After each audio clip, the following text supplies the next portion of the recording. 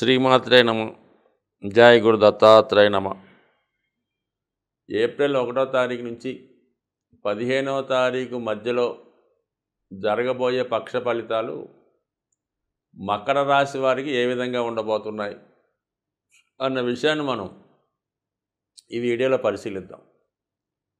ఈ పక్షంలో విశేషం ఏంటంటే మకర రాశి వారికి 6, 8, 12 స్థానాల్లో ఏ గ్రహాలు లేకపోవడం వల్ల చాలా సజావుగా ఎటువంటి చికాకులు, కష్టాలు, నష్టాలు లేకుండా ఈ పక్షం అంతా కూడా హ్యాపీగా జరిగే అవకాశం ఉంది. దానికి తోడుగా చతుర్థ స్థానంలో 2 శుభగ్రహాల సంచారం. ఒకటేమో గురువు, చాలా కాలంగా గురువు అక్కడే సంచరిస్తూ మరి మకర రాశి వారికి మిత్రుడైనటువంటి శుక్ర నక్షత్రం మీదకి భరణిలోకి రావడం జరిగింది. అలాగే భాగ్యాధిపతి బుధుడు కూడా చతుర్థ స్థానంలోకి రావడం వల్ల మరి ఈ రాశి వారికి ఈ వారంలో పెద్దల ఆశీస్సులతో ఏదైనా ఒక బహుమతి, మీకు అది ఒక స్థిరాస్తి కావచ్చు, విలువైన వస్తువు కావచ్చు, లేదంటే ఒక వాహనం పెద్దల యొక్క ఆశీస్సులతో లభించవచ్చు. అది మీరు స్వయంగా కొనుక్కోవచ్చు, వాళ్ళు గిఫ్ట్ రూపంలో ఇవ్వచ్చు. సో ఏదన్నా మీకు ఇది అనుకూలంగా ఉంది అంటే గృహంలో ఎక్కువగా శుభకార్యాలు, వివాహానికి సంబంధించిన వేడుకలు, బంధువుల రాకపోకలతో చాలా ఆనందంగా ఈ పక్షమంతా కూడా గడిపే సూచనలు ఉన్నాయి. అలాగే ముఖ్యంగా ఏదైనా పుణ్యక్షేత్రాలు దర్శించే ప్రయత్నం కానీ, అలాగే గృహంలో ఏదన్నా ఒక మంచి సత్యనారాయణ వ్రతం లాంటి మంచి పూజా కార్యక్రమం నిర్వహించడం వల్ల ఈ విధంగా 10 మందికి పిలిచి ఆతిథ్యం అవ్వడం కానీ, ఇలాంటి వేడుకలు, బర్త్డే ఫంక్షన్లు, పుణ్య కార్యక్రమాలు ఎక్కువగా జరిగే సూచనలు ఉన్నాయి. అంటే ఇది స్త్రీలకు ఇంకా అనుకూలంగా, ఆనందదాయకంగా ఉండే అవకాశం ఉంది. నిత్యం హ్యాపీగా ఉంటారు. అంటే ఏదన్నా చాలా కాలంగా కొంత ఆర్థిక సమస్యలు ఉన్నప్పుడు కూడా టెంపరీగా మరి ఈ 15 రోజులు మరి పండగ కూడా ఉంది కాబట్టి చాలా హ్యాపీగా, సంతోషంగా కలుసుకోవడం, దూరమైనటువంటి బంధువులు మళ్ళా మిమ్మల్ని కలుసుకోవడం, అలాగే గతంలో ఆగిపోయినటువంటి పనులు అంటే వివాహానికి సంబంధించింది అవ్వచ్చు, లేదంటే ఏదైనా గృహ నిర్మాణానికి సంబంధించింది అవ్వచ్చు, లేదంటే ఏదైనా వ్యాపార సంబంధించిన విషయాల్లో కొత్తగా మీరు 100% మళ్ళీ తిరిగి పునఃప్రారంభించడం జరుగుతుంది. అలాగే దూరంగా విదేశంలో ఉన్నటువంటి వాళ్ళు వాళ్ళ యొక్క తల్లిగారి విషయంలో శ్రద్ధ తీసుకోవడం కానీ, సొంత గృహాన్ని కానీ, సొంత ఊరిలో ఉన్నటువంటి ఆస్తిని కానీ జాగ్రత్త పరచుకోవడం, లేదంటే పేరెంట్స్కి ఏదైనా ఒక ఉపాధి అవకాశాలు, శాశ్వతమైనటువంటి ఒక జీవనోపాధికి ఏదైనా కార్యక్రమాలు లాంటివి చేసి వాళ్ళకి రెగ్యులర్గా ఆదాయం వచ్చేలాగా చేయడం కానీ జరిగే అవకాశం ఉంది. మరి కొంతమంది దాతృత్వం ఉన్నవాళ్ళు, బాగా స్థిరపడిన వాళ్ళు అవకాశం ఉంటే ఏదైనా ఆలయాన్ని నిర్మించడం కానీ, ఏదైనా 10 మందికి ఉపయోగపడేలాగా ఏదైనా ఒక ఆశ్రమాన్నో, లేదంటే ఒక భోజనాలు పెట్టే సెంటర్నో, లేదంటే ఒక అనాథ శరణాలయాన్నో, ఒక దేవాలయాన్నో నిర్మించడం కానీ, అటువంటి వాళ్ళకి డొనేషన్ ఇవ్వడం కానీ జరిగే అవకాశం ఉంది. కాబట్టి మొత్తం మీద ఏంటంటే ఈ మకర రాశి వారికి ఇతరుల యొక్క కష్టాలు తెలుస్తూ ఉంటాయి. అంటే చిన్నప్పటి నుంచి వాళ్ళు ఏదో కష్టాలతో పెరగడం వల్ల, చాలా ఇబ్బందులు పడడం వల్ల వాళ్ళకి ఆకలి విలువ తెలుస్తూ ఉంటుంది. ఇతరుల యొక్క కష్టాలను వాళ్ళు అర్థం చేసుకుంటారు కాబట్టి స్వయంగా వీళ్ళకి ఉన్నా సరే లేకపోయినా సరే ఇతరుల కొరకు ఏదైనా ఈ విధమైన శాశ్వతంగా ఉపయోగపడే కార్యక్రమాలు చేస్తూ ఉంటారు. సో ఏదైనా మకర రాశి వారి ఈ వారంలో కొంత ధనాన్ని ఈ విధంగా ధార్మిక కార్యక్రమాలకో, ఆధ్యాత్మిక కార్యక్రమాలకో, దేవాలయానికో డొనేషన్ ఇవ్వడం కూడా జరిగే సూచనలు ఉన్నాయి.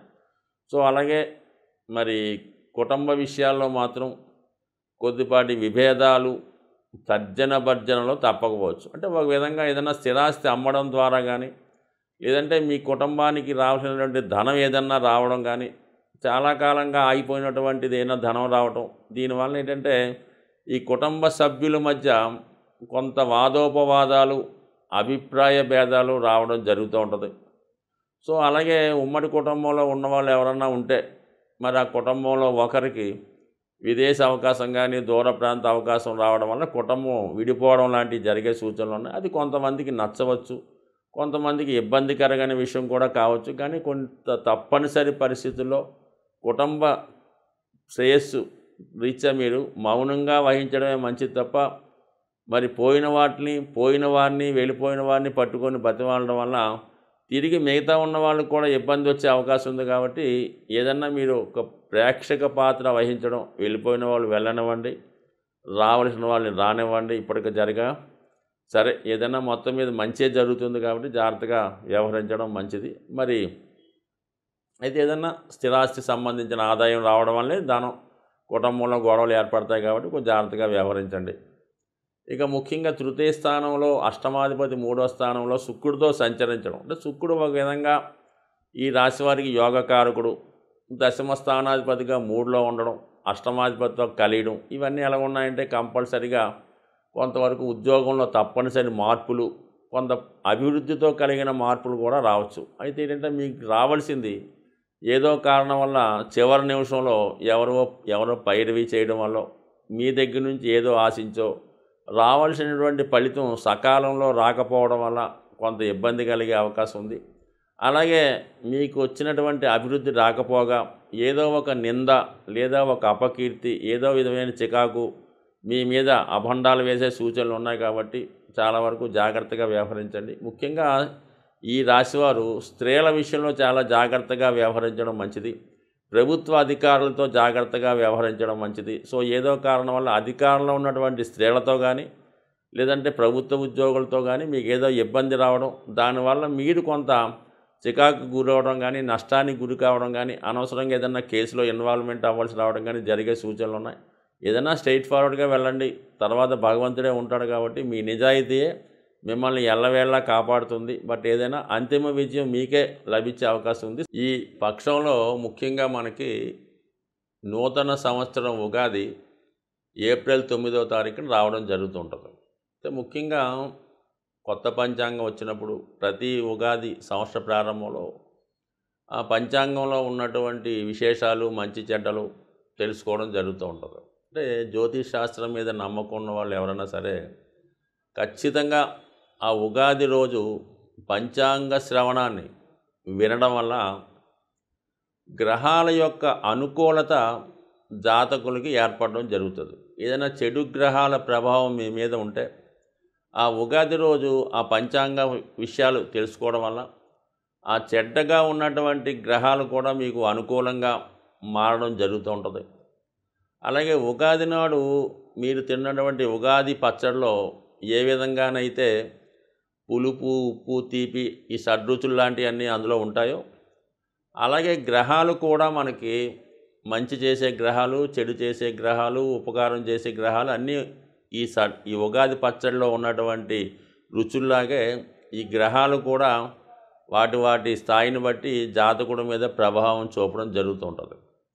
సో మరి అదే ఉగాది రోజు ఈ ఉగాది పచ్చడి తిని ఈ పంచాంగ శ్రవణం వినడం వల్ల మీకు కంపల్సరిగా ఈ గ్రహాల యొక్క స్థితిగతులు మీకు అనుకూలంగా మారి, అంటే మీరు గ్రహాల గురించి తెలుసుకోవడం వల్ల, ఒక విధంగా గ్రహాలతో పరిచయం చేసుకోవడం వల్ల అవి చేసే కార్యక్రమాలు వాటి వల్ల మీరు ఉపకారం పొందినా అపకారం పొందినా కూడా అవి మన మంచికే జరుగుతున్నాయి అన్న జ్ఞానం మీకు కలగడం వల్ల కంపల్సరిగా గ్రహాలు మీకు అనుకూలంగానే చేయడం జరుగుతుంటుంది. సాధారణంగా ఉందనుకుందాం, ఏదో ఏళ్ళనాటి శని జరుగుతుంది, లేదంటే అష్టమ శని జరుగుతుంది. అయితే ఖచ్చితంగా మీకు శని ఇబ్బంది పెడుతున్నాడంటే అతనికి ఇబ్బంది పెట్టే ఉద్దేశం అయితే కాదు. మిమ్మల్ని మంచి మార్గంలో పెట్టాలని, మీ దగ్గర ఉన్నటువంటి చెడు వ్యసనాలు కానీ ఇబ్బందులను కానీ తొలగి ఒక మంచి మార్గంలో పెట్టే ప్రయత్నంలో శని భగవాను చేస్తాడు తప్ప, అంటే ఒక నిజాయితీ అయినటువంటి అధికారిలాగా లేదంటే ఒక స్ట్రిక్ట్గా ఉన్నటువంటి ఒక తండ్రిలాగా మిమ్మల్ని దారిలో పెట్టే ప్రయత్నంలోనే గ్రహాలు ప్రవర్తిస్తాయి తప్ప వ్యక్తిగతంగా గ్రహాలకి మీ మీద ఎటువంటి కోపం కానీ ఏమీ ఉండదు. కాబట్టి మీ చర్యలను బట్టి ఖచ్చితంగా ఈ ఉగాది రోజు మీరు చక్కగా పంచాంగాన్ని వినడం వల్ల, ఈ ఉగాది పచ్చడి తినడం వల్ల అన్ని గ్రహాలు మీకు ఖచ్చితంగా మంచి చేస్తాయి. అంటే అపకారం చేసే గ్రహాలు కూడా మిమ్మల్ని ఉపకారం చేస్తాయి. టెంపరీగా బాధ పెట్టినా అవి మీ మంచిగా అనుకోవడం వల్ల ఖచ్చితంగా గ్రహాలు మీతో స్నేహం చేసి మీతో పరిచయం పెంచుకొని మీరు చెప్పినట్టు గ్రహాలు వినడం జరిగే అవకాశం ఉంది. స్వస్తి.